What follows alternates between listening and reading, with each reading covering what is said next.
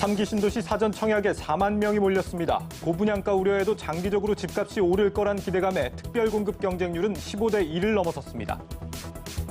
SK이노베이션이 배터리와 석유 개발 사업을 분할해 독자 경영 시스템을 구축합니다.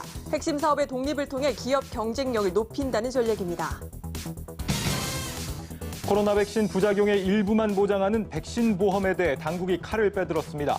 하지만 백신 보험을 광고하는 빅테크 업체들에 대해선 직접 규제하지 않고 보험사에만 심의 책임을 떠넘겨 역차별 논란이 일고 있습니다. 최근 공모주 청약에 투자자들이 대거 몰리면서 증권사들이 청약 수수료로 돈을 벌어들이고 있습니다. 특히 대여급 공모주 청약을 앞두고 청약 수수료를 신설한 일부 증권사들이 수혜를 본 것으로 평가받고 있습니다. 여러분 안녕하십니까? 뉴스플러스 시작합니다.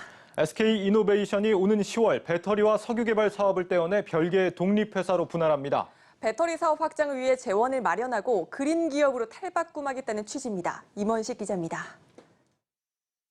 배터리 사업은 SK배터리 주식회사로, 석유개발 사업은 SKEMP 주식회사로, 다음 달 중순 임시 주주총회를 거쳐 오는 10월 지금의 SK이노베이션 품에서 벗어나 새로 출범하게 될 회사들입니다. 사업 분할은 SK이노베이션이 이들 신설법인들이 발행하는 주식 전부를 소유하는 단순 물적 분할 방식으로 이루어집니다. 앞서 LG화학이 배터리 사업을 떼어내 LG에너지솔루션으로 독립시켰던 것과 같은 방식입니다. SK이노베이션이 배터리 사업을 분할하기로 결정한 목적 중 하나는 향후에 급성장하는 배터리 산업에서 투자 재원을 적시에 조달하기 위한 것입니다. 두 회사의 지분 100%를 모두 갖게 되면서 SK이노베이션은 앞으로 친환경 포트폴리오를 개발하는 지주회사 역할을, SK배터리는 전기차 배터리와 에너지 저장 장치인 ESS 사업을, SKEMP는 석유 개발과 탄소 포집, 저장 사업을 맡게 됩니다. 무엇보다 SK 측은 이번 사업 분할이 배터리 사업의 경쟁력을 한층 더 끌어올릴 기폭제가 될 것으로 기대하고 있습니다. 전기차 시대 가속화로 배터리 수요 또한 급증하고 있는 상황에서 연간 40기가와트시 수준인 지금의 배터리 생산 능력을 오는 2030년 목표로 내건 500기가와트시까지 끌어올리기 위한 재원을 마련할 통로를 확보했기 때문입니다. 올 들어 배터리 사업이 흑자로 돌아서면서 상반기에만 1조 원 넘는 영업이익을 거둔 가운데 SK이노베이션은 오는 2025년 배터리에서만 2조 5천억 원 규모의 흑자를 내겠다는 각오입니다. 또 SKEMP 독립을 통해선 석유 생산과 정제 과정에서 발생하는 탄소를 줄이고 이를 포집하는 기술을 개발해 이른바 그린 기업으로 탈바꿈하겠다는 방침입니다.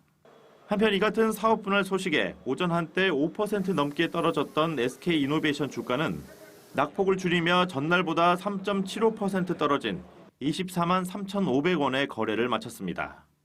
한국경제TV 임원식입니다. 금융당국이 코로나19 백신 부작용의 일부만 보장해주는데도 백신 보험이라고 광고하는 보험사들의 행태에 제동을 걸었습니다. 보험사들이 백신 보험이란 용어를 사용하지 않도록 광고 심의를 강화하기로 한 건데 이 토스와 같은 빅테크 업체들에 대해선 직접 규제하지 않고 이 보험사의 심의 책임을 떠넘겨 역차별 논란이 일고 있습니다. 정우진 기자입니다. 백신 접종의 부작용을 보장해준다며 국내 보험사들이 판매하고 있는 일명 백신 보험. 실제로는 부작용 중 발생 확률이 0.0006%에 불과한 아나필락시스 쇼크만을 보장하지만 백신으로 인한 모든 부작용을 보장하는 것처럼 오인하는 경우가 많습니다. 소비자들의 오해를 불러일으킬 우려가 있다는 지적이 나오자 금융당국이 뒤늦게 칼을 빼들었습니다. 앞으로 보험사가 아나필락시스 쇼크 보장보험을 팔 때 코로나 백신 보험 등의 용어를 사용하지 않도록 광고 심의를 강화하기로 한 겁니다. 하지만 제재 대상은 보험사에 한정될 뿐 보험사와 제휴해 유사한 상품을 백신 보험이라며 가입을 유도한 토스와 카카오페이 같은 빅테크 업체들은 예외입니다. 현행법상 빅테크 업체들은 보험회사로 분류되지 않아 금융소비자보호법의 적용 대상이 아니기 때문입니다. 대신 금감원은 빅테크 업체와 제휴한 보험사의 광고 심의를 강화하는 우회 방안을 제시했습니다. 생선보협회에서 하도록 저희가 지도를 할 계획이라는 걸 이제 말씀드린 겁니다. 이게 뭐 누가 광고하느냐 뭐 이거에 대해서 좀 의견이 있을 수 있었다면 확실하게 예, 보험사가 광고를 하는 걸로 보고 광고 시민해라라는 의미입니다. 보험업계에서는 보험사의 모든 책임이 전가되는 건 불공평하다고 주장합니다. 저희가 그거를 제재를 할 권한은 없어요. 먼저 계약 관계지 임의로 제재를 할 수는 없는데 협의는 할 수는 있겠죠. 100% 그거를 강제할 수 있는 권한이 보험사에 없다 보니까 그런 부분은 좀 어려움이 있어 보이긴 합니다.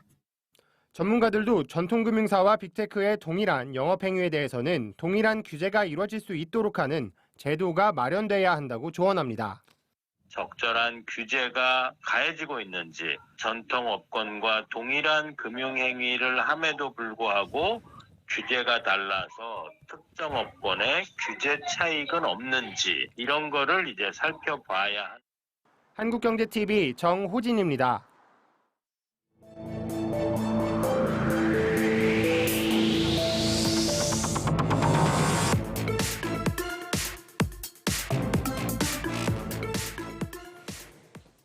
삼기 신도시 1차 사전청약 4천 가구 모집에 무려 4만 명이 몰렸습니다. 1, 2년 뒤에나 본청약을 하는데 내 집 마련을 원하는 수요자들이 대거 통장을 꺼냈습니다. 홍원표 기자입니다. 수도권 주택 수요를 분산하기 위해 도입된 3기 신도시 사전청약이 흥행에 성공을 거뒀습니다. 3기 신도시 특별공급 3,955가구 모집에 4만여 명이 몰렸습니다. 평균 경쟁률은 공공분양이 15.7대 1, 신혼희망타운은 4.5대 1을 기록했고 최고 경쟁률은 인천 계양에서 240대 1이 나왔습니다. 인천 계양은 주변의 인천이나 부천, 김포와 같은 배우 수요가 풍부해 다른 지역보다 경쟁률이 높았습니다. 특히 일부 지역은 분양가가 현재 인근 시세와 비슷해 고분양가 지적이 있었음에도 실수요자들은 망설이지 않았습니다. 집값은 계속 오르고 있고 대체적으로 평균 70에서 80% 수준의 분양가가 책정됐기 때문입니다. 특히 2, 3년 후에 입주가 확실한 본청약과 달리 입주 시기나 입주 시점의 가격을 정확하게 파악하기 어려운데도 4만 명이 몰린 것은 내 집 마련 수요가 그만큼 컸다는 분석입니다. 다만 그동안 주택시장에서 소외된 2030 무주택자들을 위한 특별 공급이 많았다는 점에서 4050 세대에 대한 역차별이라는 목소리도 나왔습니다. 한편 사전청약이 당장 수도권 집값 안정화에 기여하기는 어렵다는 의견입니다. 사전청약은 본청약에 앞서 1, 2년 앞당겨 진행되는 만큼 주택 수요자들의 불안 심리를 진정시키는 효과가 있을 것으로 보입니다. 다만 신도시 입주까지는 최소 2, 3년 정도의 시간이 소요되는 만큼 공급 부족에 대한 우려를 단기간 내 해결하기는 쉽지 않아 보입니다. 전문가들은 결국 3기 신도시가 사업 지연 없이 예정대로 공급돼야 하고 서울 내에서도 꾸준한 물량 공급이 필요하다고 조언합니다. 사전청약의 나머지 378가구 일반 공급 접수는 4일부터 시작됩니다. 한국경제TV 홍원표입니다. 이번 3기 신도시 청약과 집값 전망에 대해서 전문가와 함께 이야기 나눠보겠습니다. 명지대 부동산학과 권대중 교수 전화로 연결돼 있습니다. 교수님 안녕하십니까? 네, 안녕하세요. 네, 이번에 청약을 한 단지들을 놓고 분양가가 너무 높은 게 아니냐 이런 논란도 있었습니다만 흥행에는 일단 성공한 것 같습니다. 어떻게 평가하십니까?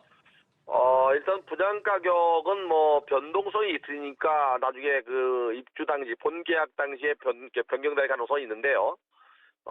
정부가 발표한 그 분양 가격을 보면 좀 높은 편은 사실입니다. 인천 계양지구 같은 경우는 59제곱미터가 3억 5천원, 3억 7천 정도니까요. 이번에 그 청약이 이렇게 과열을 보일 정도로 높게 인기를 끌은 이유는 지속적으로 주택 가격이 오르면서 공급이 부족했다는 것을 열심히 보여준 거고요. 이 한국부동산원의 자료를 보면은 청약 통장 가입자가 2,700만 명이나 됩니다, 전국에. 그러다 보니까 역시 또 반 이상 수도권에 거주하고 있어서 몇십 대 1, 몇백 대 1은 당연히 나올 수 있는 비율이라고 보여집니다. 네, 이번 사전 청약이 실수요자들의 주택 매수 심리를 좀 안정시킬 수 있을 거라고 보시는지 궁금한데 어떻습니까? 서울에 거주하는 무주택자들은 서울의 주택을 원합니다. 이번 3기 신도시가 경기도에 있기 때문에 물론 서울에 근접되어 있다 하더라도 그 서울의 주택 수요를 안정시키기에는 역부족이라고 보여지고요. 경기도 역시 마찬가지라고 보여집니다. 경기도도 32,200가구 중에서 이 12월까지 4번에 나누어서 분양을 하는데요. 이 중에 14,000가구가 신혼부부 희망주택으로 빠져나갑니다. 그리고 나머지 부분에 대해서는 한자녀 부모라든지 또 노부모를 봉양하는 경우 그리고 유공자들에게 분양이 되고요. 일반 분양물은 15%밖에 안 됩니다. 그래서 주택시장 안정화에 기여하기는 역부족이라고 생각됩니다. 네. 사실 이 청약은 한번 당첨되면 다음 기회는 사실상 없는 거 아닙니까? 그런데도 지금 서울이 아닌 지역에 이렇게 많은 수요자들이 지원을 한 거거든요. 이번 네. 1차 공급에 이어서 앞으로 계속 이제 순차로 공급이 이어진다고 한다면 실제 앞으로 좀 집값 안정 효과를 기대해 볼 수 있을지도 궁금합니다. 어떻게 보십니까? 우선은 입주 물량이 아니고 분양 물량입니다. 물론 이제 입주 시기는 2025년도, 26년도 이후인데요. 우선 그 분양 물량이 늘어나면 시장은 안정화됩니다. 전월세 시장이 안정화는 입주 물량이 당장 있어야 하지만, 근데 시장을 안정화시킬 정도로 입주 물량이 충분치 못하기 때문에 사전 청약이 금년도에 12월까지 이루어진다 하더라도 향후에 더 그 충분한 공급량이 늘어나지 않는 한 시장을 안정시킨 데는 당분간은 어렵지 않나는 생각이 듭니다. 예, 당분간의 효과는 좀 미미할 것이다 이렇게 보고 계신 건데 내년 대선이 예정돼 있기 때문에 앞으로 이제 3기 신도시 정책 자체가 달라질 수 있는 건 아니냐 이런 예상들도 일부 있는 것 같습니다. 어떻게 보십니까? 이번 정부가 그동안 주택 공급을 하지 못했는데요. 이 김현미 장관 재임 당시에 127만 가구 플러스 알파에 변창흠 장관 표 주택 공급이 83만 6천 호입니다. 두 개 합쳐서 약 한 210만 원 되는데요. 이번 정부가 그냥 집권한다면 이 그 물량은 어느 정도는 공급될 거로 보여지고요. 정부가 만약에 야당이 집권하더라도 입주 물량은 지속적으로 늘릴 가능성은 높습니다. 그러나 이렇게 발표한 내용들이 지방자치단체나 주민들의 의견을 듣지 않았기 때문에 과천이 그 다른 대체 부지를 원한다든지 또는 그 8.4 대책을 내놓은 지가 1년이 넘었는데요. 그 타면 같은 경우도 한 발짝도 못 가고 있습니다. 그래서 내놓은 물량이 어느 정도 실행될지는 예측하기는 어렵지만은 한 3분의 2 정도만 돼도 성공이라고 보여집니다. 예, 교수님 여기까지 듣겠습니다. 말씀 감사합니다. 네, 감사합니다. 네, 명지대 부동산학과 권대중 교수였습니다.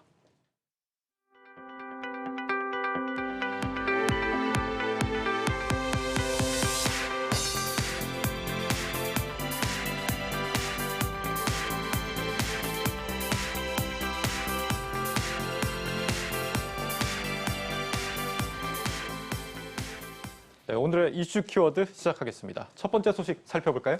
네, 첫 번째는 6명 중 5명이 인상 공감대입니다. 네. 한국은행 금융통화위원회 금통위원 대다수가 금리 인상에 대한 공감대를 형성한 것으로 확인됐습니다.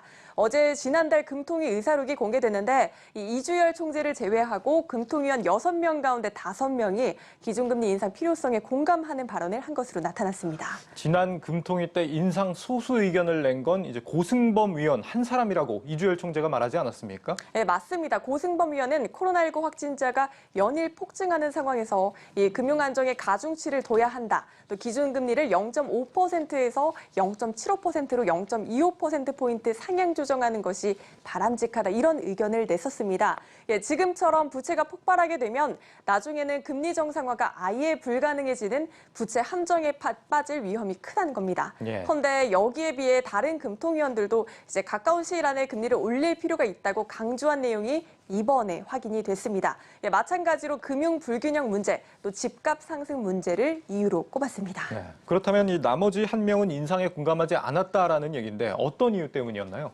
네, 코로나 여파의 장기화가 이유였습니다. 당초 예상보다 팬데믹 여파가 오래 지속되고 이 수출 주도의 경기 회복이 가계 소득과 임금, 고용이나 소비의 안정적인 확장세로 이어지려면 적지 않은 시간이 걸릴 것이라는 겁니다. 또 집값 문제 역시 주택가격 상승이 다주택자의 투자 행위에 의해 주도되는 게 아니라며 금리 인상으로 대응하는 것에 대해 의문을 제기했고 가계부채 문제에 대해서도 정부 대출 규제로 이미 금리가 코로나19 이전 수준을 넘어선 상태라며 통화정책으로 풀어갈 문제가 아니라고 주장했습니다. 네, 반대 의견도 있었습니다만 거의 대다수가 금리 인상 기조에 동의를 한 셈입니다. 금리를 올릴 수 있는 회의가 올해에는 총 3번 남았죠. 이달과 10월 그리고 11월인데 올해 많게는 2번도 올릴 수 있다. 이런 분석도 있다고요? 네, 맞습니다. DB금융투자는 홍남기 부총리 발언 이후 시장에서는 이미 금리 인상 시기를 가능성을 높게 보고 있다며 하느니 8월 금리를 0.25%포인트 인상하고 10월에도 잇따라 올릴 것이라고 내다봤습니다. 또 대신증권 역시 이번 의사록에 대해 당초 예상했던 바라며 8월 인상 가능성을 재확인해 준 것이고 10월이나 11월 더 한 번 인상에 나설 수 있다고 봤습니다.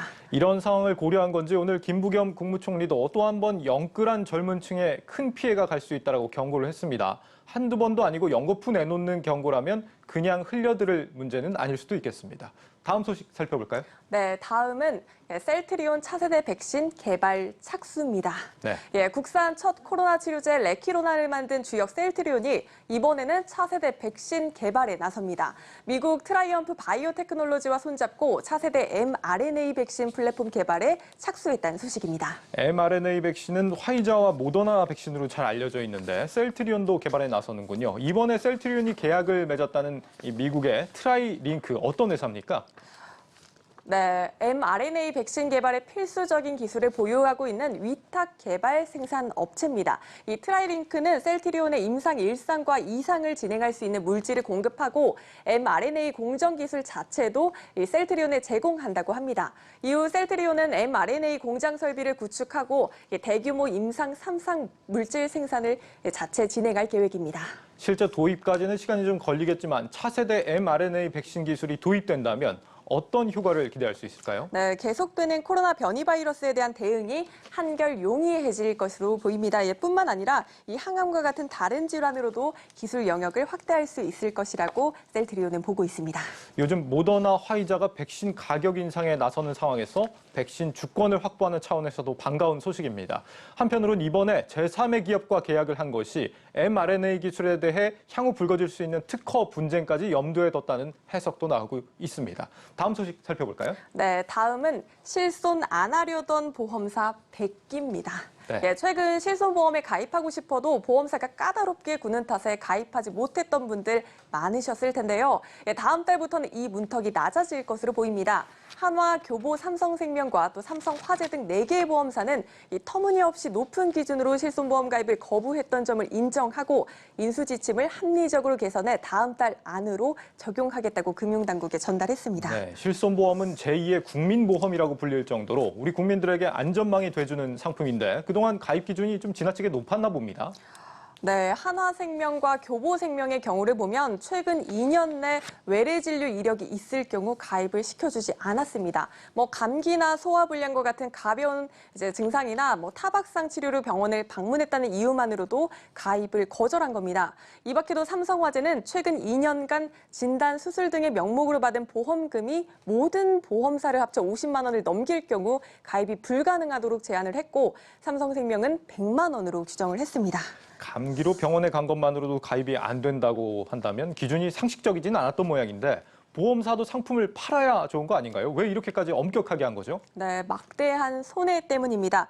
실손보험은 2016년 이후 5년간 연속 적자를 내고 있습니다.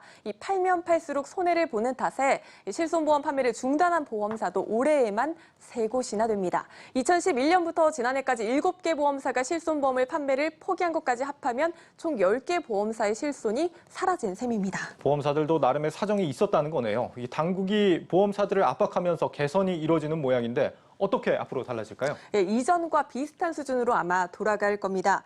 개선 계획에 따르면 이들 보험사는 보험 청약서에 게재된 고지사항, 가령 3개월 내 치료 경험이나 5년 내 중대 질환 등을 진단을 받은 경우나 건강 진단 결과에 따라 확인된 질환의 심각한 정도를 바탕으로 가입 심사를 하기로 했습니다. 감기나 일상생활에서 흔히 발생하는 질환으로는 진료를 받았다고 가입이 거절되는 사례는 없어지고 또 다른 보험금을 받았다는 사실만으로도 가입이 거부되는 사례는 개선될 전망입니다. 이제라도 제자를 찾았다니 다행이긴 한데 그 이전에 보험금 과다 청구나 과잉 진료 같은 걸 뿌리 뽑지 않는다면 그나마 남은 이 실손보험 상품들조차도 사라지는 결과로 이어지지 않을까 싶습니다. 마지막 소식 살펴볼까요? 네, 마지막은 근로시간 여전히 뒤에서 3등입니다. 네. 우리나라의 평균 근로시간이 OECD 회원국 가운데 여전히 긴 편에 속하는 것으로 나타났습니다. OECD에 따르면 지난해 한국인의 근로시간은 1,908시간으로 조사가 됐는데 2,100시간이 넘는 멕시코와 1,913시간이 코스타리카에 비하면 3번째로 길었습니다. 반면 근로시간이 가장 짧은 짧은 국가는 독일로 연 1,330시간에 그쳤습니다. 영국과 노르웨이, 네덜란드와 같은 나라들이 모두 1,300시간 수준이었고요. 이 OECD 평균은 1,687시간이었습니다. 그간 주 52시간제가 도입되면서 근로시간이 좀 많이 줄어들지 않았나요? 네, 맞습니다. 많이 줄어든 건 맞습니다. 2008년에는 근로시간이 2,200시간에 달했습니다. 10년 뒤인 2017년에는 2018시간으로 200여 시간이 줄었고요. 지난해는 1908시간이니까 최근 들어 100시간 가까이 근로시간이 줄어든 게 사실입니다. 네, 합치면 한 10여 년 사이에 한 300시간 정도가 줄어든 셈이긴 한데 왜 여전히 세계 평균에는 못 미칠까요? 네, 여전히 야근이 많기도 하고 또 한국은 다른 국가에 비해 자영업자의 비용이 높기 때문이란 분석입니다. 네. 또 유럽은 파트타임 고용 비중이 높기 때문에 통계상 근로시간이 적게 나오는 점 또한 이유로 꼽힙니다. 그런데 이렇게 노동시간이 긴데도 직원들의 생산성은 38개 국가 가운데 27위에 그치는 걸로 나왔죠? 네, 그렇습니다. 한국의 시간당 노동 생산성은 41.7달러로 1년 전보다 2.96% 개선됐는데 1위인 아일랜드는 111.8달러나 됩니다. 한국의 3배가 가까운 수준인데요. 유럽과 미국의 주요 국가들이 한국보다 높은 생산성을 나타냈습니다. 만성적인 초과 근무 또 직장 상사 눈치 때문에 하는 불필요한 야근이 여전하다는 지적인데 직무와 성과 중심으로 임금 체계를 바꾸고 직원이 자신의 근로시간을 정할 수 있게 하는 근로시간 유연화가 필요하다고 전문가들은 조언하고 있습니다.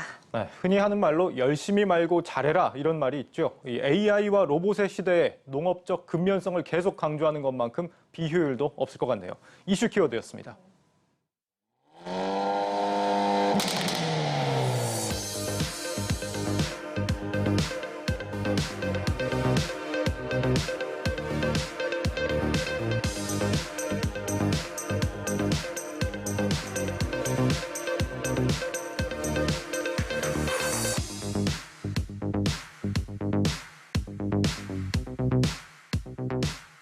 아반떼에는 현대자동차 최초의 준중형 고성능 세단 모델입니다. 3세대 신규 플랫폼의 장점인 우수한 실내 거주성과 승차감을 잃지 않으면서도 파워트레인, 샤시 및 차체 부품의 강화를 통해 진정한 의미의 고성능 N 캐릭터를 입혀냈는데요. 이를 통해서 일상주행과 서킷주행을 한 대로 모두 할 수 있는 진정한 의미의 투트랙 고성차를 만들어냈습니다.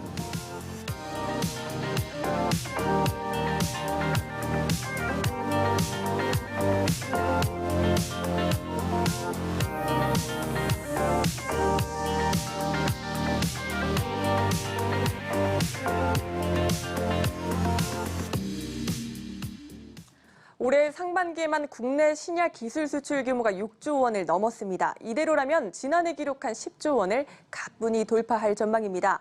특히 중소 바이오 기업들의 약진으로 수조 원대에 달하는 계약이 성사될 것이라는 관측이 나옵니다. 정재홍 기자입니다. 국내 제약 바이오 업계의 다국적 제약사에 대한 신약 관련 기술 수출 금액은 해마다 커지고 있습니다. 2017년 1조 4천억 원 수준이었던 기술 수출 규모는 지난해 10조 원을 넘어섰고 올해 상반기에만 15건의 계약으로 6조 원을 돌파했습니다. 제약 바이오 업계에서는 하반기 업체별로 많게는 1조 원대의 기술 수출을 준비하고 있는 업체들이 많아 사상 최대를 기록할 것으로 예상하고 있습니다. 매출 대비 10%에서 많게는 20% 가까이 R&D에 투자하는 제약 바이오 기업들이 늘면서 글로벌 시장에 진출할 만한 경쟁력을 확보하고 있어 R&D 투자로 인한 성과들이 기대됩니다. 지난달 코스닥 시장에 상장한 큐라클은 경구용 당뇨 황반부종 치료 신약 후보 물질을 다음 달까지 기술 수출할 계획입니다. 현재 미국에서 임상 1상을 진행 중인 후보 물질로 유럽 제약사 한 곳과 계약 조건을 합의하고 협상을 마무리 중입니다. 앞타바이오와 올릭스, ABL바이오는 수조 원대 기술 이전 계약을 목표로 하고 있습니다. 앞타바이오는 당뇨 합병증 치료제에 대해 지난달 유럽 임상 2상 마지막 환자 투여를 마치고 오는 10월 결과를 발표할 예정입니다. 임상 결과 발표 전으로 수출 계약이 성사될 것이란 기대인데 회사 측은 해외 제약사와 논의 중인 기술 이전 규모가 시장 예상 금액인 6,800억 원보다 클 것이라고 전망합니다.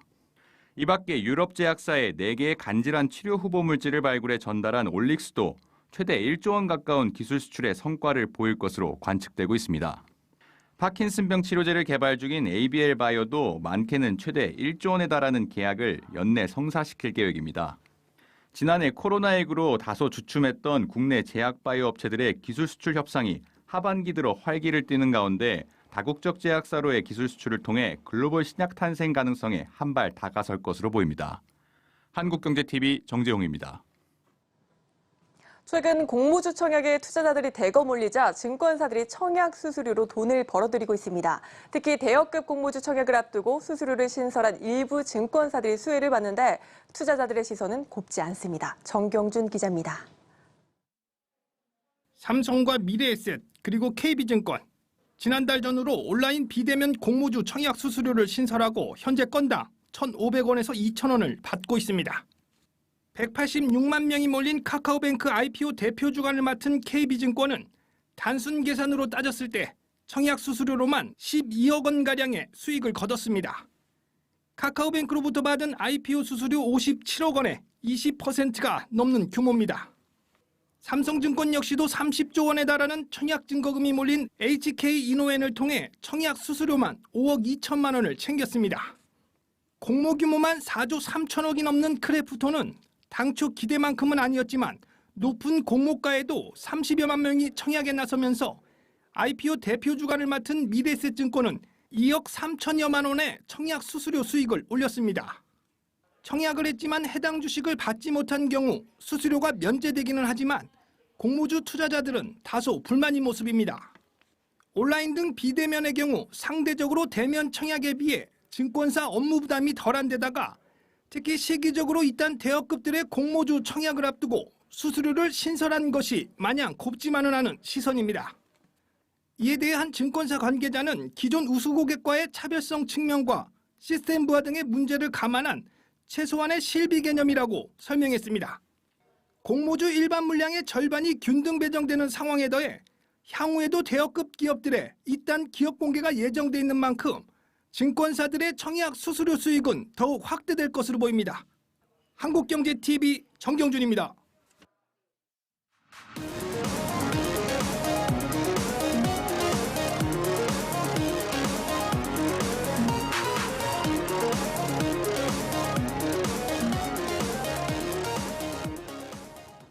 네, 증권가 이슈 알아보는 여의도 레이더 시간입니다. 오늘 우리 시장 대형주 위주로 좋은 흐름을 보인 하루였습니다. 이대로라면 3,300선 돌파까지 단 20포인트만을 남겨두고 있는 상황인데요. 어떤 종목이 시장의 선택을 받을 수 있을지 증권부 오민지 기자와 함께 하겠습니다. 오 기자, 일단 시장의 눈은 이번 주 금요일을 향해 있습니다. 카카오뱅크가 상장을 앞두고 있죠? 네, 맞습니다. 카카오뱅크 다가오는 6일에 상장을 앞두고 있는데요. D-Day 이틀 전입니다. 금요일 9시 개장하니까요. 카카오뱅크 관심 있는 분들, 또 카카오뱅크에 청약 참여하셨던 186만 명의 분들은 오늘과 내일 전략 확실히 좀 세워두셔야겠습니다. 네, 맞습니다. 당장 이번 주 금요일입니다. 공모주 청약에 참여하신 분들뿐 아니라 이 상장 흐름을 보고 투자를 결정하려고 고민하셨던 분들까지 미리미리 투자 전략을 세워봐야겠죠. 예, 오 기자, 증권업계에서는 어떤 전망 내놓고 있습니까? 네, 사실 이 공모주 시장이 최근에 과열 양상을 좀 보였잖아요. 그러면서 공모가가 고평가되고 있다, 이런 논란이 이어졌습니다. 크래프톤이나 카카오페이처럼 금감원의 정정 요구를 받지는 않았지만 카카오뱅크도 고평가 논란을 피해갈 수는 없었는데요. 공모가가 너무 높다, 이런 지적이 있어 왔는데 상장 후에는 과연 어떨지 오늘 3가지 포인트로 짚어보겠습니다. 네, 좋습니다. 첫 번째 포인트 바로 짚어볼까요? 네, 첫 번째 주목 포인트, 뱅크인가 플랫폼인가입니다. 네, 어떤 얘기인지 좀 궁금해지는데 앞서 공모가 산정에서도 논란이 됐던 게 카카오뱅크에서 이 카카오의 방점을 찍느냐, 은행의 방점을 찍느냐가 관건이었습니다. 네, 맞습니다. 이 카카오뱅크가 정말 그냥 은행에 그칠지 플랫폼 사업자로 확장이 될지에 따라서 전망이 갈리고 있기 때문인데요. 이베스트 투자증권은 상장 초기 카카오뱅크의 예상 가치를 20조 원 수준으로 추정을 했습니다. 이는 카카오뱅크를 좀 은행주로 평가한 겁니다. 단순 금융주가 아니라 만약에 플랫폼 기업으로 평가가 되면요, 27조 원까지 기업 가치가 보고 있습니다. 이 카카오뱅크의 공모가로만 보면 시가총액은 18조 5천억 원 규모가 될 것으로 보입니다. 네, 일단 공모가로 계산한 시총은 은행주로 평가가 받는 정도인데 사실 카카오뱅크가 기존 은행보다 이용자 수 면에서 훨씬 앞서잖아요. 네, 카뱅으로서는 이 정도의 평가 조금 서운할 수도 있겠다, 이런 생각이 좀 듭니다. 네, 그래서 카카오뱅크 카카오뱅크의 밸류에이션을 보면요. 성장 여력에 대한 기대감이 줄어들 수밖에 없습니다. 그래서 은행주가 아니라 플랫폼으로 밸류에이션을 보게 되면은 좀 더 큰 폭의 성장 여력을 기대할 수 있는 상황입니다. 보시면 말씀해 주신 것처럼 현재 카카오뱅크의 한 달 서비스 이용자 수는요. 1,300만 명 정도가 되는데요. 이 금융 대형주인 KB금융과 신한지주는 약 1,000만 명 수준입니다. 이와 비교했을 때 크게 상회하고 있는 겁니다. 네. 이렇게 좀 이용자 수가 좀 확보가 되고 있기 때문에 플랫폼으로 성장할 수 있을지 여부가 주요할 것으로 보여집니다. 네, 첫 번째 포인트 뱅크냐 플랫폼이냐 어디에 방점을 찍느냐가 포인트라고 짚어주셨습니다. 오 기자, 두 번째 포인트 뭡니까? 네, 두 번째 포인트는 세뱃돈도 카뱅으로입니다. 네, 세뱃돈도 카뱅으로 받는다면 사실 어르신들이 세뱃돈을 주는데 그렇죠. 어르신들도 카뱅을 사용한다 이런 말입니까? 네, 맞습니다. 이게 노년층에서 아이들까지 남녀노소가 카뱅을 사용할 수 있다. 이런 점에서 제가 이렇게 한번 표현해 봤는데요. 최근에 카카오뱅크가 TV 광고를 좀 진행하고 있습니다. 혹시 앵커도 보신 적 있으신가요? 네, 뭐 보니까 어르신들부터 아이들까지 굉장히 뭐 전 연령층이 등장을 하던데 맞나요? 네, 맞습니다. 광고를 보시면 미용실에서도 송금을 하고요. 네. 해녀가 물질을 하다가 깜빡했다 이러면서 네. 모임 회비를 내기도 합니다. 또 이렇게 간편하고 또 편리한 은행 서비스를 지향하다 보니까 카카오뱅크의 확장성이 주목받고 있는 겁니다. 지금까지 서비스 이용자 수를 폭발적으로 성장시켜 온 것처럼 이후에도 이런 성장성을 보여줄 수 있지 않을까 이렇게 전망을 하게 된 거죠. 예, 보면 이제 말씀하신 대로 전 연령층의 사랑을 받고 있는데 어떤 점이 이렇게 매력 어필이 된 걸로 볼 수 있습니까? 이 증권가에서 어떻게 보는지 한번 살펴보겠습니다. 대신증권에서 카카오뱅크의 편의성을 한번 분석해 봤는데요. 카카오뱅크를 통해서는 언제 어디서든 대출과 이자 또 이체가 가능하고요. 또 계좌 개설도 가능합니다. 특히 이 계좌 개설까지는 평균적으로 7분이 소요된다고 하네요. 이 컵라면 2개 끓일 시간 동안 계좌가 개설이 되는 겁니다. 그리고 실제로 계좌를 개설한 고객들을 한번 분석해 보니까 56%가 영업 외 시간에 계좌를 개설했다고 하네요. 네. 또 마지막으로 전 국민을 좀 힘들게 했던 공인인증서, 이 공인인증서를 네. 최초로 없애면서 인증 절차를 간편하겠다고 합니다. 네, 이런 점이 어필이 됐는데 그런데 또 이미 가입자가 굉장히 많습니다. 예, 포화 상태가 아닐까 이런 우려감도 드는데 어떻습니까? 그 점도 좀 변수긴 합니다. 네. 특히 우리나라는 이미 비현금과 디지털 기반 결제를 이용하는 국민들이 많습니다. 그래서 상대적으로 이런 비율이 좀 낮은 미국이나 유럽, 일본 등에 비해서는요. 카카오뱅크가 좀 두드러지게 성장하기는 힘들 수 있다. 이런 분석도 나오고 있습니다. 네, 그렇군요. 그럼 마지막 관심 포인트 한번 짚어볼까요? 네, 마지막 포인트는 잘 벌고 잘 쓰는 기업입니다. 잘 벌고 잘 쓴다, 뭐 고객들에게 벌어들인 돈을 고객들에게 보답한다 이렇게 한번 해석을 해보면 되는 겁니까? 맞습니다. 이 기업의 실적이 좋으려면은 당연히 수익이 좋고 또 비용은 덜 나가는 구조가 유리합니다. 이런 점에서 카카오뱅크가 주목할 만한데요. 이 대신증권에서는 카카오뱅크가 무점포 운영을 한다. 이런 점에서 비용 효율성 확보했다. 이렇게 평가를 했습니다. 이 카카오뱅크는 이 절감한 비용으로 중도 상환 수수료를 무료로 했고요. ATM 수수료도 면제했습니다. 또 해외 송금 수수료도 10분의 1로 줄였다고 하네요. 이런 식으로 경쟁사 대비 가격 경쟁력을 갖고 가다 보니까 고객 혜택으로 규모 확장을 노려볼 수 있다. 이런 이야기가 나오게 된 겁니다. 맞습니다. 카카오뱅크가 수수료를 거의 무료로 하다 보니까 은행권들도 여기에 동참을 하게 됐고, 예, 하지만 또 비용 효율성 측면에선 카카오뱅크가 아무래도 앞설 수밖에 없다. 이런 말씀인 겁니다. 네, 카카오뱅크 수익도 이제 한번 확인을 해야 되겠죠. 이 카카오뱅크의 수익은요, 크게 이자와 수수료로 나뉠 수 있습니다. 이자 부문은 카뱅이 중신용 또 저신용층 고객을 대상으로 대출을 좀 성장시키면서 수익성을 키우고 있습니다. 이자 부문의 영업 수지를 한편 살펴보면요. 2018년은 1,834억 원, 2019년은 2,476억 원에서 지난해는 4,080억 원까지 성장을 했습니다. 또 수수료도 플랫폼 경쟁력을 기반으로 해서 성장을 했고요. 지난해에는 흑자 전환까지 했다고 하네요. 네, 비용은 이렇게 절감이 됐고 수익은 또 어떻게 나고 있는지 궁금한데요.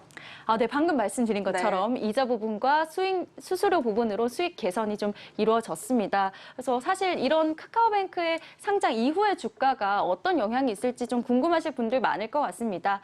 좀 말씀을 드리자면 직접적으로 영향을 주지는 않지만요. 공모주 시장에서 일종의 바로미터가 될 수 있습니다. 이 고평가 논란에도 상장 이후 카카오뱅크가 선전을 하게 되면 이 고평가 논란에 시달렸던 다른 공모주들에게도 시그널이 될 수 있는데요. 고평가 논란 때문에 공모주 좀 주춤했던 어제 말씀드렸던 크래프톤 같은 경우도 상장 이후에 그래도 우리는 잘 나갈 수 있다. 이런 시그널로 작용이 될 수 있기 때문입니다. 당장 10일에 크래프톤 상장하고요. 또 이어지는 롯데렌탈이나 IPO 슈퍼위크의 다른 중소형 공모주들에게도 간접적으로는 영향이 있을 수 있겠습니다.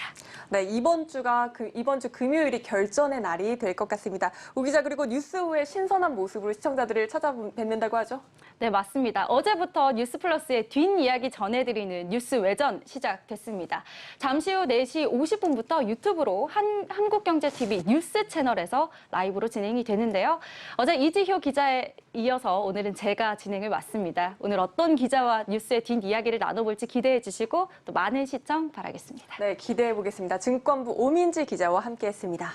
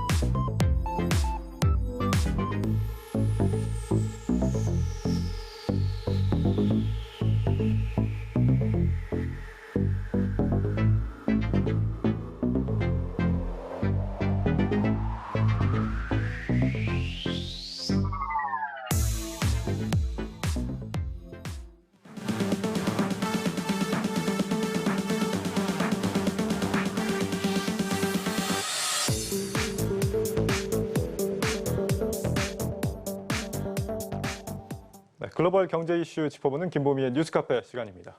김 기자, 네, 카페 주인이 한 주 동안 좀 자리를 비웠습니다. 어디 갔다 왔어요? 네, 저 휴가를 좀 다녀왔는데요. 휴가 다녔어요? 네. 어쩐지 좀 잘 쉬었습니까? 그럼요. 엄청 푹 쉬다 왔는데 네. 지난주에 강미성 기자랑 또 같이 진행을 하셨잖아요. 그렇죠. 좀 어떠셨어요? 처음이지만 굉장히 떨면서도 잘 하더라고요. 맛있는 거 좀 많이 사주기 바랍니다. 네, 알겠습니다. 네. 김 기자도 굉장히 좀 잘 쉬고 와서 그런지 때깔이 좋은 것 같은데 네. 2배로 열심히 일하기 바라겠습니다. 네, 열심히 하겠습니다. 네, 첫 번째 이슈 바로 보죠. 네, 자료 영상을 좀 준비를 했는데요. 같이 네. 한번 좀 보시겠습니다. 네, 실험실에서요, 이렇게 피를 뽑히고 있는 투구개들의 모습입니다. 이 투구개 피는 화면에서 보시는 것처럼 저렇게 파란색인데요. 저 혈액 1리터 가격이 혹시 얼마인지 아십니까?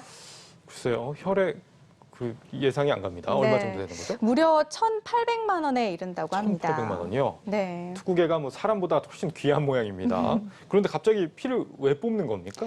그게 바로 오늘 첫 번째 이슈로 다룰 코로나 백신과 관련이 있는 부분인데요. 네. 투구개 혈액은요, 백신을 만들 때 백신 속에 오염 물질이 혹여나 들어가 있지는 않은지 검출하는 용도로 쓰이고 있습니다. 그런데 안타깝게도 아직까지 투구개 혈액을 대체할 만한 물질이 아직 없는 데다가 또 코로나 백신에 대한 수요가 좀 급격하게 늘면서 투구개의 혈액도 현재 대량으로 추출이 되고 있는 상황인데요. 실험실에서는 이 투구개 한 마리당 전체 혈액의 30%가량을 또 뽑고 방출하고 있어서 괜찮다라고는 하지만 사실 방출되고 나서 이 전체 투구개의 30%가량이 또 죽고 있어서요. 네. 이 멸종 위기에 대한 경각심이 계속해서 높아지고 있는 상황입니다. 사람 살리는 투구개였군요. 네. 투구개 희생이 참 미안하고 안타깝다 이런 생각이 드는데 그런데 오늘로 좀 확실히 알겠는 게 김 기자 무슨 환경단체를 운영하는 게 분명해 보입니다. 몇 주째 계속 이 지구와 관련된 영상을 갖고 오는 것 같은데 이런 정보는 다 어디서 알아오는지. 다 열심히 다 캐고 하는 거죠. 네, 알겠습니다. 첫 번째 이슈는 그렇다면 이제 코로나 백신과 관련된 이슈 같은데 어떤 내용입니까? 요즘 델타 변이 바이러스 확산으로 이 백신에 대해서 좀 절실해지고 있는데요. 오늘은 그중에서도 특히 화이자와 또 모더나에 대해서 좀 집중적으로 다뤄보려고 합니다. 네. 최근 화이자와 모더나가 유럽연합에 공급하는 이 백신 1회분당의 가격을 각각 25% 그리고 13% 인상하겠다고 밝혔습니다. 이들이 개발한 mRNA 백신이 이 타사 백신에 비해서 선호도가 또 높고 또 다른 백신에 비해서 이 결과가 더 효능이 더 좋다라는 임상 3상 결과가 나오면서 이 좀 다시 재협상을 요구한 건데요. 사실 이 같은 부분은 어느 정도 좀 예견이 된 일이었습니다. 지난해 백신으로 수익을 내겠다면서 화이자와 모더나 모두 모두 좀 공언한 바 있기 때문인데요. 화이자의 존영 CBO 같은 경우에는 비상 시국임을 알고 있고 이러한 부분을 가격에다가 반영하겠다라고 밝힌 바가 있고요.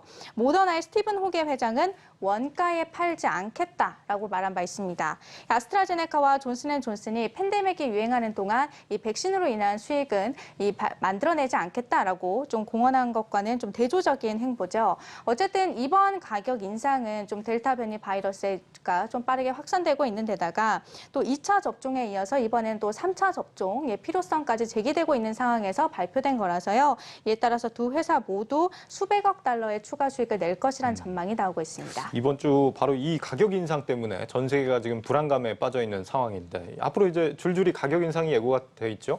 네, 그렇습니다. 유럽연합을 시작으로 해서 다른 국가들로까지 가격 인상이 좀 번질 것이라는 예상이 나오고 있는데요. 실제로 앨버트 블러 화이자 CEO는요, 지난 5월에 중간소득 국가는 이 최고소득 국가가 내는 비용의 절반을 백신 값으로 내야 한다라고 말한 바 있습니다. 이 백신 가격 인상률이 연동이 될 수 있다라는 의미인데 우리나라도 당장 이 내년도 백신 이 공급부터 영향을 받게 될 것이라는 전망이 나오고 있습니다. 또 이 미국 FDA가 이르면 다음 달 초에 화이자의 어떤 백신 사용을 완전히 승인할 것이라는 전망이 나오고 있는데요. 이 지금은 긴급 승인을 받아서 접종이 이루어지고 있는 상태인데 완전히 승인을 받게 되면 또 그만큼의 가치가 올라가기 때문에 가격 인상에 대한 또 정당성을 좀 부여받게 될 것 같고요. 참고로 모더나 같은 경우에는 지난 6월에 최종 승인을 신청을 했는데 아직 자료 제출이 진행 중인 것으로 알려지고 있습니다. 저 얘기는 이제 소득이 조금 낮은 국가들은 백신 값을 좀 적게 올리겠다 이런 의미인가요? 이제 그 백신 가격에 네, 맞습니다. 생각보다는 그래도 좀 합리적으로 인상을 하는 것 같네요. 이렇게 네. 가격을 올리게 되면 백신을 맞아야 하는 사람들 입장에서는 물론 좀 우려가 될 수 있는 부분이 있겠지만 사실 이 화이자나 모더나 투자자 입장에서는 좀 호재로 받아들여지지 않을까 싶은데요.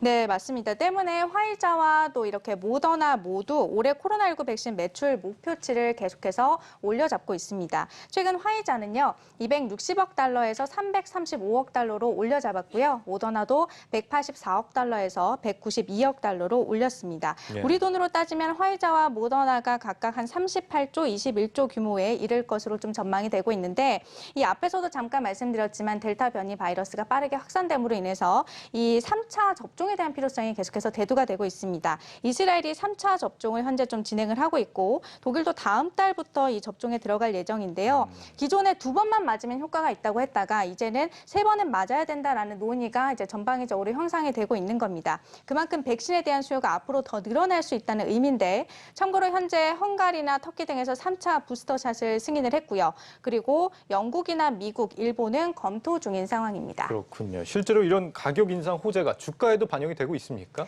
네, 그렇습니다. 이 현재 시간으로 3일 화이자 같은 경우에는 전거래일 대비 3.91%, 그리고 모더나는 11.51% 오른 모습을 보였습니다. 모더나 주가가 더 특히 크게 올랐나요? 네, 왜 이렇게 그렇죠. 좀 인상폭이 좀 차이가 날까요?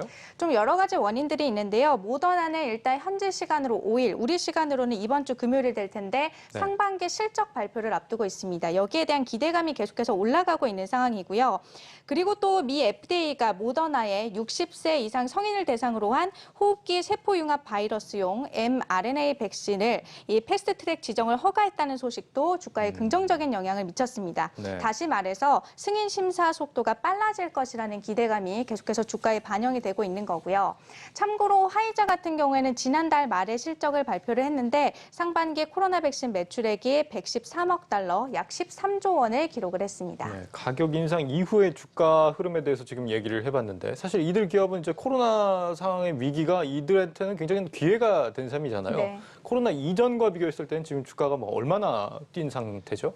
일단 코로나가 처음 발생한 게 2019년 말에서 이제 지난해 초였거든요. 그래서 네. 이 지난해 초부터 현재까지의 주가 등락률을 보면 화이자 같은 경우에는 저점 대비 지금 현재 이 약 73%가량 오른 모습이고요. 네. 모더나 같은 경우에는 같은 기간에 저점 대비 약 2086% 올랐습니다. 차이가 많이 나네요. 네. 이게 1년 반 만에 거의 한 20배 가까이 그렇죠. 오른 셈인데 여기서도 좀 모더나가 훨씬 상승폭이 큰 것 같아요. 네. 어떤 이유 때문일까요? 일단 백신 호재는 동일한데 말씀하신 것처럼 이 주가 상승폭에서 크게 차이가 나는데 네. 그 이유는요. 두 회사의 기업 규모에서 일단 크게 차이가 나기 때문입니다. 화이자는 세계에서 5손가락 안에 드는 거대 제약회사인데 이 사실 코로나 백신 개발 전부터 시가총액이 200조 원이 넘었습니다. 코로나 백신이 아니라고 하더라도 이미 다양한 파이프라인을 보유를 하고 있어서 이렇게 코로나 백신 개발 호재가 주가에 미칠 영향이 제한적인 구조다라는 분석이 나오고 있습니다. 네, 여기 뭐 고혈압, 고지혈증 뭐 이런 데 좀 전문성이 있다고 들었습니다. 네, 맞습니다. 그래서 또 화이자 같은 경우에는 이런 백신 개발 호재로 인한 주가 상승보다는요. 배당의 가중치를 두는 주식으로 좀 잘 알려져 있습니다. 실제로 이 화이자는 매 분기마다 배당을 좀 실시를 하고 있고 수익률도 연 3에서 4%를 꾸준히 만들어내고 있습니다. 반면에 모더나 같은 경우에는 이 백신 개발 이전의 시가총액이 한 30조 원 수준이었습니다. 화이자가 200조 원이니까 굉장히 크게 벌어지고 있죠. 네. 매출 규모도 2019년 코로나가 이제 발생하기 이전에 보면 600억 원대 정도 규모였습니다. 물론 지금의 시가총액이 주가가 굉장히 많이 뛰면서 178조 원대로 크게 뛰었는데 참고로 모더나 올해 1분기 매출이 우리 돈으로 2조 2천억 원 규모였는데요. 이는 지난해 1분기 매출액과 비교하면 약 250배가량 뛴 규모입니다. 같은 호재지만 상대적으로 회사의 어떤 규모 때문에 이런 차이가 났다라고 네. 할 수 있겠습니다. 알겠습니다. 이어서 두 번째 이슈 살펴볼까요? 네, 두 번째는요. 미국의 테이퍼링과 관련해서 이번 주에 좀 체크해봐야 될 주요 일정들을 함께 살펴보는 시간을 좀 마련을 했습니다. 네, 이 집값 문제 때문에 사실 지금 테이퍼링, 그러니까 통화 정책을 좀 들여다보고 있는 게 집값에 영향을 받고 있는 상황입니다. 네. 우리나 미국이나 뭐 이런 부분에서는 좀 상황이 비슷한 상황인 것 같은데 네. 테이퍼링과 관련해서 이번 주 좀 주목해 봐야 되는 지표가 있다고요? 네, 맞습니다. 일단 현지 시간으로 4일, 우리 시간으로는 내일이 될 텐데요. 이 7월 기준 ADP 고용 보고서가 발표가 됩니다. 민간 고용 정보 업체 ADP에서 발간하는 보고서인데 저렇게 화면에서 나오는 형태로 나가고 있고요.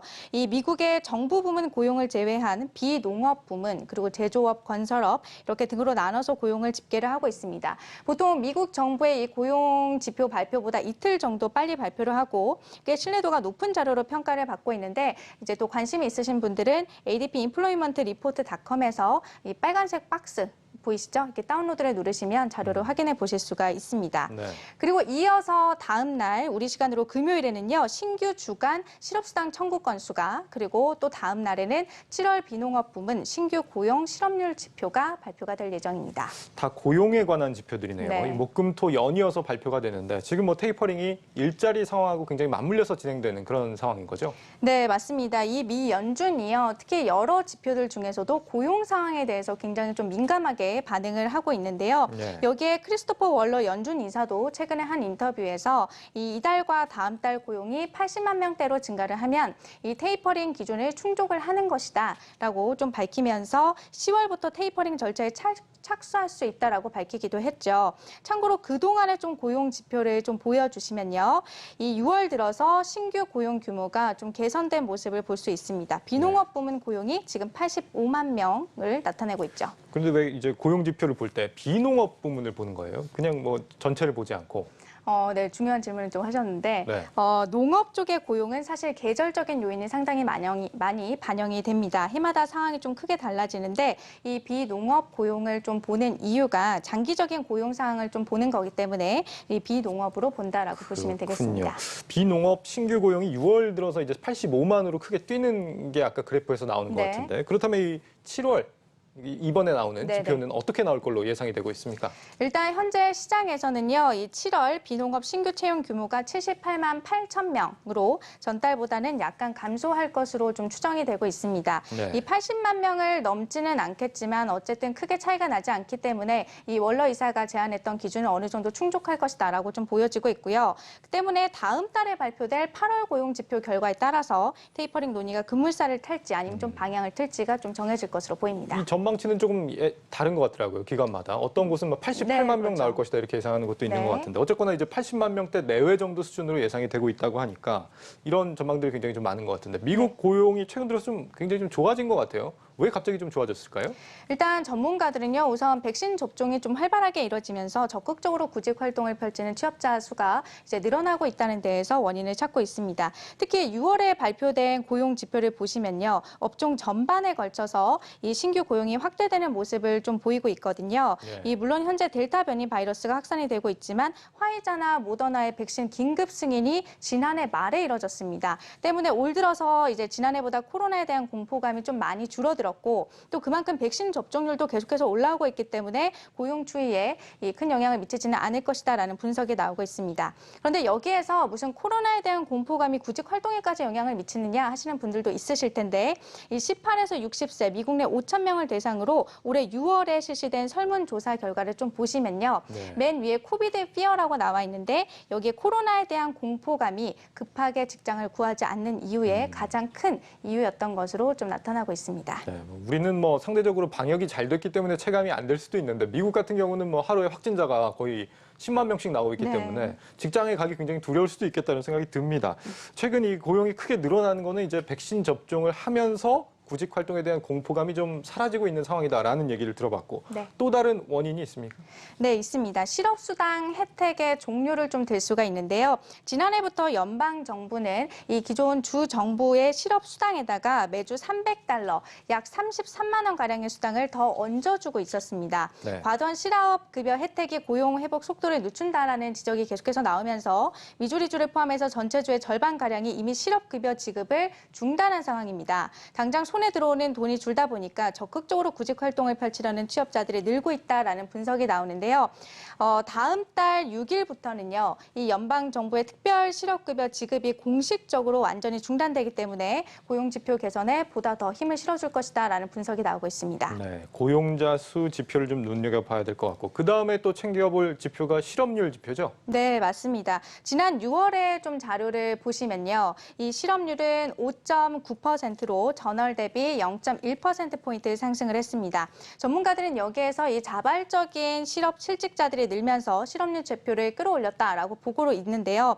역시 앞서 말씀드렸던 이 코로나에 대한 불안감, 또 실업급여 혜택의 지급 이런 것 등으로도 설명이 좀 가능한 부분입니다. 그런데 이런 요소들이 어느 정도 좀 해소가 되면서 이번에 발표될 7월 지표에서는 이 실업률이 5.7%로 개선될 것이다라는 전망이 나오고 있습니다. 보통 미국은 이제 실업률이 5% 아래로 내려가면 완전 고용이다 이렇게 평가를 하고 있습니다. 이게 그렇게 따지면 아직까지 이제 완전 고용 상태는 아닌 건데 미국이 연준이 지금 뭐 테이퍼링의 전제 조건으로 내걸고 있는 게 완전 고용이기 때문에 과연 이게 지표가 완전 고용 상태가 아닌 상황을 연준이 어떻게 바라볼 것인가 이 부분도 좀 지켜봐야 될 포인트인 것 같습니다.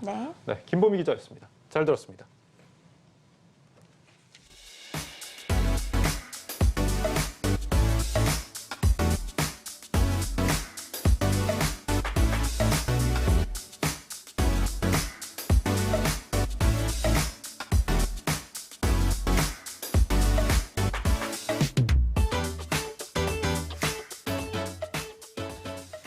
뉴스플러스를 마치겠습니다. 여러분 고맙습니다.